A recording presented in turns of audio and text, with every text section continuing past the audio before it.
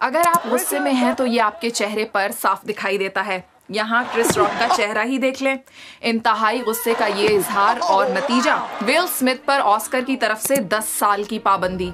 अफसोस, क्या आप कभी इतने गुस्से का शिकार हुए हैं कि जिसमें आपको अपना जिस्म एक ऐसे आतिश फिशा की तरह महसूस होने लगे जो किसी भी लम्हे फटने को तैयार हो?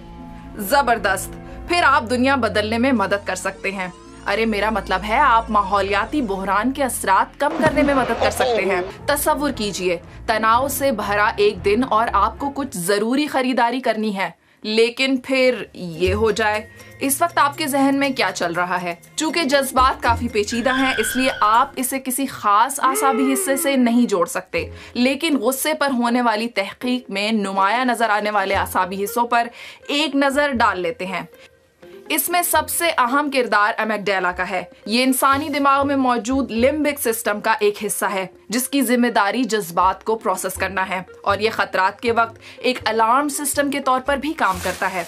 मिसाल के तौर पर, अगर जंगल में आपके सामने अचानक शेर आ जाए तो आपके जहन में ये अलार्म शिद्दत से बजने लगेगा। हाइपोथैलेमस के साथ मिलकर अमेगडाला तनाव के जो हार्मोन्स खारिज करता है उनमें एड्रेनलिन और नोराड्रेनालिन शामिल हैं। ये जबरदस्त तवानाई खारिज करते हैं, दिल की धड़कन बढ़ा देते हैं, हाथों और पैरों में खून के बहाव में इजाफा हो जाता है। तनाव के हार्मोन्स पट्टों में भी सख्ती पैदा करते हैं, जिससे आप मुट्ठियां भींच लेते हैं या दांत पीसने लगते हैं। ये हाजमे पर भी असरअंदाज होते हैं। लेकिन अगर आप किसी बात पर कुछ किए बगैर तवील अरसे तक गुस्सा हैं तो ये तवानाई आपके जिस्म के लिए नुकसानदेह बन जाती है। दायमी गुस्से के एहसास को दिल की बीमारियों और कमजोर निजाम हाजमा से जोड़ा जाता है, जबकि ये डिप्रेशन जैसी दिमागी बीमारी की वजह भी बन सकता है।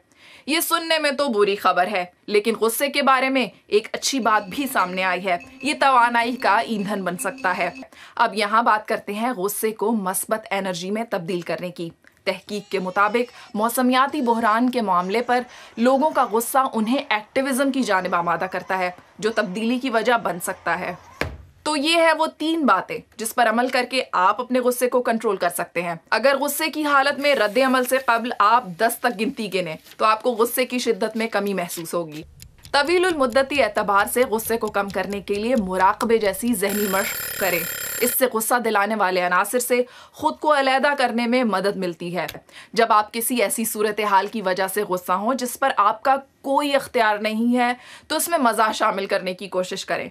गुस्सा करना एक बुरी आदत है, इसके बावजूद ये हमारे लिए फ़ायदेमंद हो सकता है जब तक आप दूसरे को नुकसान ना पहुंचाएं। तो अगली बार जब आप गुस्से में हों तो एक ब्रेक लें, बोलने से पहले 10 तक गिनती गिनें और सिर्फ ये सोचें कि क्या इस सिचुएशन में आपका रद्द अमल मजीद खराबी पैदा कर सकता है।